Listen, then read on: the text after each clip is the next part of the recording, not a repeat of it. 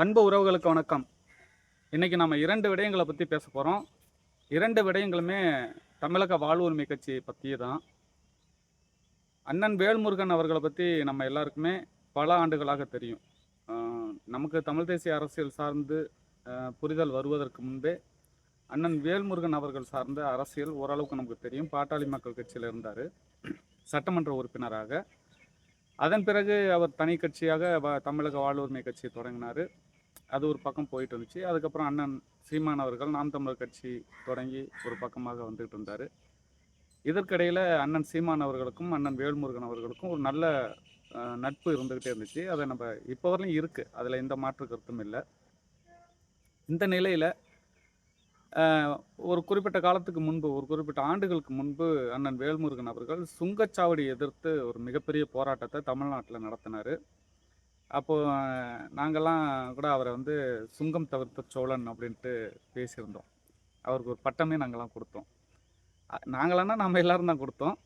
அதன் பிறகு பார்த்திங்கன்னா, ஒரு கட்டத்தில் தமிழ்நாட்டு வேலை வாய்ப்பு தமிழ்நாட்டு மக்களுக்கே அப்படிங்கிற ஒரு கான்செப்ட் அதை பற்றி பேசினார். கிட்டத்தட்ட எந்த அளவுக்கு வட மாநிலத்தவர்கள் அப்புறம் பிறமொழியாளர்கள் அதுக்குள்ளே தங்களை வச்சுருக்காங்க, அவங்களோட ஆதிக்கம் எந்த அளவுக்கு இருக்குங்கிறத பல முறை அண்ணன் பேசியிருந்தார். அது ஒரு பெரிய போராட்டமாகவே அண்ணன் முன்னெடுத்து கொண்டு போயிட்டு இருந்தார். திடீர்னு அப்படியே நிறுத்திட்டார். இப்போவும் அவருடைய கொள்கைகளில் அதுவும் ஒன்றா இருக்குது. அது தமிழ் தேசிய அரசியல் கொள்கை சார்ந்தது தான். அந்த அடிப்படையில் அவர் வந்து நம்ம உயர்வாகவே பார்த்துக்கிட்டு இருந்தோம். ஏன்னா நம்ம நாம் தமிழர் கட்சியில் செயல்பட்டுக்கிட்டு இருந்தாலும், நாம் தமிழர் கட்சியில் இருந்தாலும் அண்ணன் வேல்முருகன் சார்ந்து நம்ம வந்து ஒரு உயர்ந்த மதிப்பை தான் வச்சுருந்தோம். ஆனால் இப்போ கொஞ்ச காலமாக நாம் தமிழர் கட்சியிலேருந்து வெளியேறிய ஒரு சிலர், அது என்ன பேர் சொல்கிறதுல என்ன இருக்குது, அண்ணன் வெற்றிக்குமரன், ஜெகதீச பாண்டியன், புகழேந்தி மாறன் போன்ற நாம் தமிழர் தம்பிகள் அங்கே போய் தமிழக வாழ்வுரிமை கட்சியில் இணைஞ்சாங்க. அதன் பிறகு அதன் போக்கு கொஞ்சம் கொஞ்சமாக மாறிக்கிட்டு இருக்கு. அண்ணன் வேல்முருகன் அவர்களே நாம் தமிழர் கட்சி தம்பிகளை, அண்ணனை சீமானை விமர்சிக்கலை, நாம் தமிழர் கட்சி தம்பிகளை அவருக்கு விமர்சிக்க தொடங்கினார். அதுக்கு காரணம் என்னென்னா, நாம் தமிழர் கட்சியை நாம் தமிழர் கட்சியிலிருந்து வெளியேறிய தம்பிகள் விமர்சனம் செய்யும்போது நாம் தமிழர் கட்சி தம்பிகள் அந்த தம்பிகளை திரும்ப விமர்சனம் செய்ய நிலைக்கு வந்தாங்க. அந்த சூழலில் அண்ணன் வேல்முருகன் அவர்கள் நாம் தமிழர் தம்பிகளை சிறிய அளவில் ஒரு விமர்சனம் செய்தார். அதெல்லாம் நம்ம வந்து பெருசாக எடுத்துக்கல. அரசியலில் இதெல்லாம் சாதாரணமாக நடக்கிறது தான். அந்த அடிப்படையில் நம்ம அதெல்லாம் கடந்து தான் போனோம்.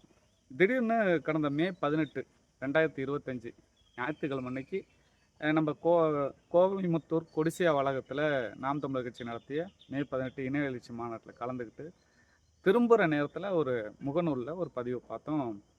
தமிழக வாழ்வுரிமை கட்சியுடைய கொடியில் புலிச்சின்னத்தை புதிதாக இணைச்சிருந்தாங்க. அதை பார்த்தோன்னே நமக்கு டக்குன்னு நினப்பு வந்தது, நாம் தமிழர் கட்சியில் இருக்கிற கொடியில் இருக்கிற அந்த புலிச்சின்னம் அப்படியே எடுத்து இதில் வைத்திருக்கிறார்கள். நமக்கு ரொம்ப வியப்பாக இருந்தது. ஏன் இந்த வேலை? நம்ம வந்து புலிச்சின்னத்துக்கு நாங்கள் தான் அத்தாரிட்டி அப்படின்னு உரிமை கொண்டாடலை. அதை அப்படிலாம் கொண்டாடவும் யாருக்கும் எந்த உரிமையும் கிடையாது. தமிழர்களுக்கு அந்த உரிமை இருக்குது. இன்னும் சொல்லப்போனால் பிறமொழியாளர்களே அதை அந்த புலிக்கொடி சின்னத்தை பயன்படுத்தும் போது நம்ம அண்ணன் வேல்முருகன் பயன்படுத்தக்கூடாதுலாம் நம்ம பேசுகிறதுக்கு எந்த உரிமையும் கிடையாது. நமக்கு அண்ணனுக்கு எல்லா உரிமையும் இருக்குது புலிச்சின்னத்தை பயன்படுத்துறதுக்கு. ஆனால் என்னென்னா, நாம் தமிழர் கட்சியில் இருக்கிற அதே புலிச்சின்னத்தை எடுத்து அப்படியே நடுவில் வச்சுருக்காங்க. அதே மாதிரி நாம் தமிழர் கட்சி சுற்றி வட்டம் இருக்கும். அந்த வட்டம் அதில் இருக்குது.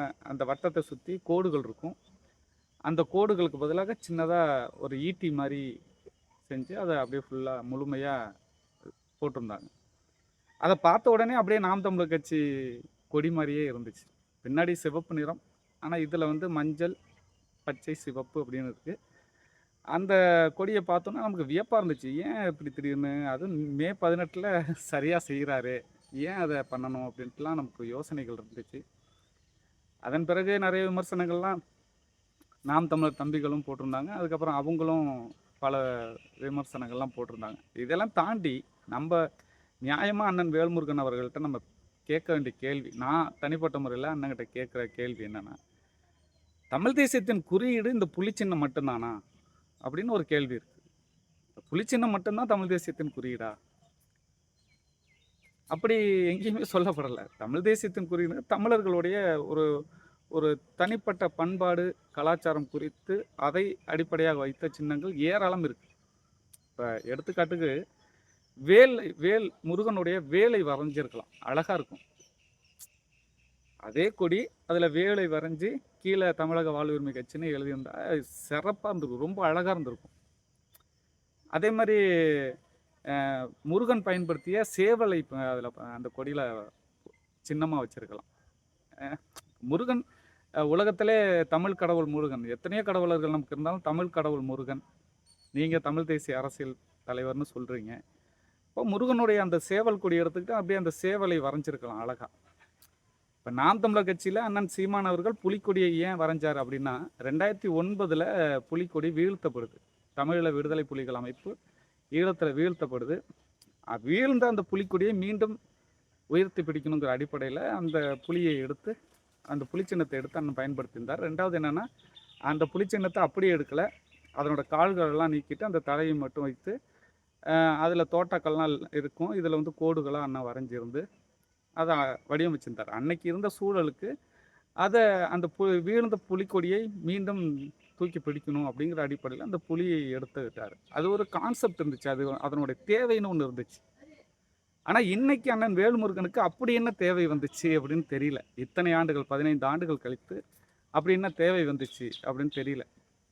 சில நண்பர்கள் வந்து நாம் தமிழர் கட்சி தம்பிகள் அதை விரும்பினார்கள் அப்படின்னு, அந்த கட்சியில் போய் சேர்ந்த நாம் தமிழர் கட்சி தம்பிகள் அதை விரும்பினார்கள், புலிக்கொடி புலிச்சின்னம் வேணும் அப்படின்னு விரும்பினாங்க, அதனால் அந்த பொறித்தார்கள் அப்படின்னு சொல்கிறாங்க.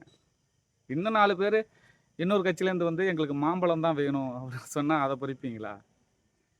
இல்லை இன்னும் 2 பேர் வந்து அங்கே நின்றுக்கிட்டு எனக்கு வந்து அருவா சுத்தியல் வேணும் அப்படின்னு கேட்டால் நீங்கள் ஒத்துக்குவீங்களா, வரைவீங்களா?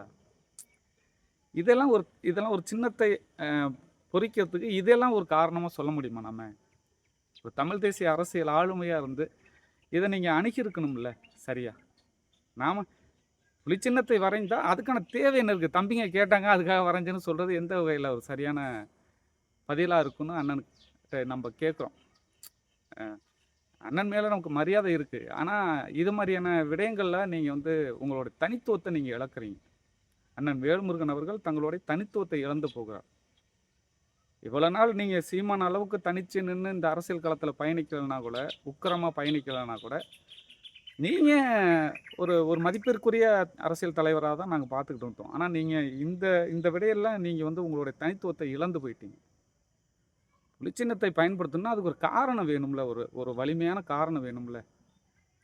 எத்தனை சின்னங்கள் தமிழ் தேசியத்தை குறிக்கக்கூடிய எத்தனை சின்னங்கள் இருக்குது, அதில் ஏதோ ஒன்றத்தை பயன்படுத்தலாம். இல்லை அந்த புலி சின்னத்தையே கூட நீங்கள் வேறு மாதிரி பயன்படுத்தலாம்.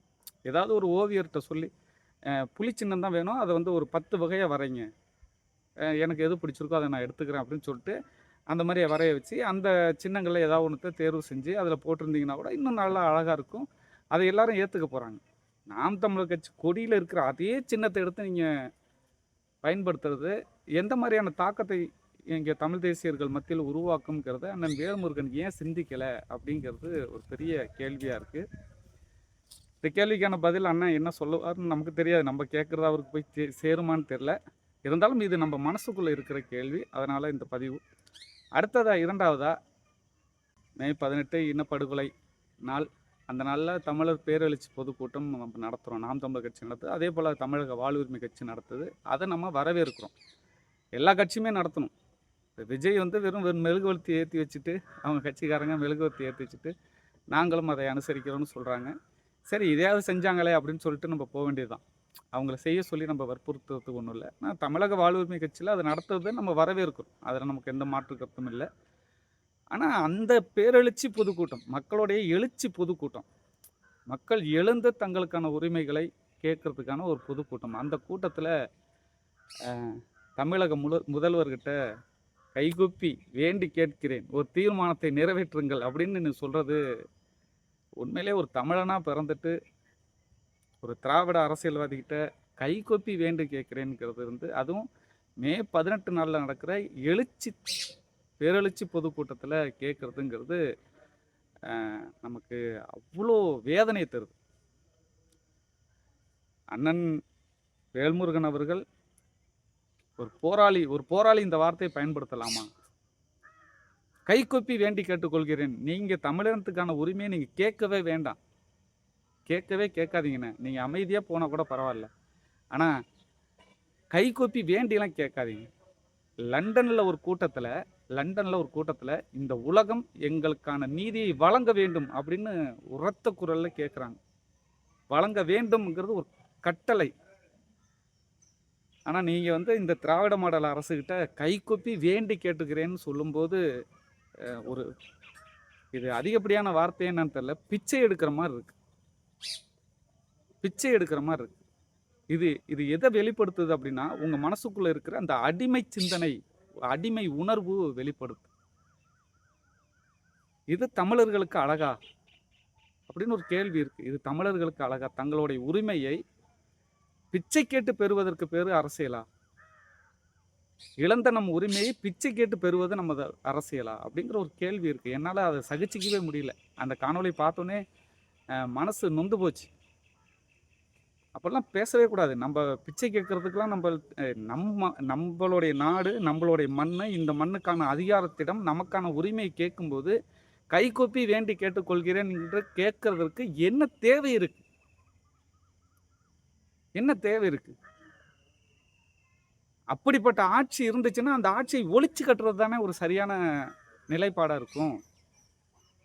நம்ப மண்டியிட்டு கெஞ்சி கேட்கிற அளவுக்கு ஒரு அதிகாரம் இந்த மண்ணில் இருக்கு அப்படின்னா, அந்த அதிகாரத்தை உடைப்பது தானே சரியான அரசியல். அத விட்டுட்டு ஒரு ஒரு புரட்சியாளர், ஒரு போராளி, ஒரு தமிழ் தேசிய ஆளுமை அப்படின்னு தன்னை காட்டிக் கொள்கிற நீங்கள், சொல்லிக் கொள்கிற நீங்கள், கைகூப்பி வேண்டி இந்த திராவிடத்தனம் மண்டியிட வேண்டிய தேவை என்ன இருக்கு? அதுவும் மே 18 பேரெழுச்சி நாள்ல. பேரெழுச்சி பொதுக்கூட்டம்னு போட்டுட்டு, அங்க மண்டியிட வேண்டிய தேவை என்ன இருக்கு அண்ணே? எங்க இருக்கு அந்த தேவை? இது நம்முடைய மண், நமக்கான உரிமை தட்டி கேட்கணும். உறுதியா நின்னு கேட்கணும். அழுத்தமா நின்னு கேட்கணும். தயவு செஞ்சு நீங்க உங்களை நீங்கள் புதுப்பித்துக் கொள்ளுங்கள். அதுக்கான காலம் வந்து விட்டது. என்ன நீங்க நீங்க கேட்கறது என்னமோ நானே மண்டியிட்டு கேட்கிற மாரி ஒரு உணர்வு ஏற்படுது எனக்கு. ஏன்னா நான் உங்களை தமிழராக உணரும்போது, நான் உங்களை சாதியாக பார்க்கவில்லை, மதமாக பார்க்கவில்லை. உங்களை நாங்கள் தமிழர்களாக பார்க்கிறோம். உங்களை நாங்கள் தமிழராக பார்க்கிறோம். நீங்க இப்படி வேண்டிக்கிட்டு, கை கூப்பிக்கிட்டு கேட்கறது என்னமோ நான் ஏதோ மண்டியிட்டு கேட்குற மாரி ஒரு உணர்வை எனக்குள்ள ஏற்படுத்துது. தயவு செஞ்சு இதை மாற்றிக்கொள்ளுங்கள் அண்ணா. 2 விடயம். இந்த புலிச்சின்ன விஷயத்தில் நீங்கள் உங்கள் தனித்துவத்தை இழந்து விட்டீர்கள். இந்த மே 18 பொதுக்கூட்டத்தில் நீங்க திராவிட மாடல்கிட்ட வச்ச கோரிக்கை, அந்த பாவம், அந்த அந்த உணர்வு உங்கள் ஆளுமைத்தன்மைக்கு அழகானதாக இல்லாமல் போய்விட்டது. தயவு செய்து உங்களை புதுப்பித்துக் கொள்ளுங்கள். என்றென்றைக்கும் தமிழ் தேசிய அரசியல் களத்தில் உங்களை நாங்கள் வந்து உயர்வான இடத்துல தான் பார்த்துக்கிட்டு இருக்கோம். இந்த 2 விடயங்களில் மிகப்பெரிய அதிருப்தி எங்களுக்கு ஏற்பட்டிருந்தாலும் உங்களை அதே இடத்தில் தான் வைத்திருக்கிறோம். தொடர்ந்து உங்களை நீங்கள் புதுப்பித்து கொண்டு சிறப்பாக போராளியாக இந்த மண்ணில் நில்லுங்கள். என்றென்றைக்கும் தமிழர்கள் உங்களை ஆதரிப்பார்கள். நன்றி.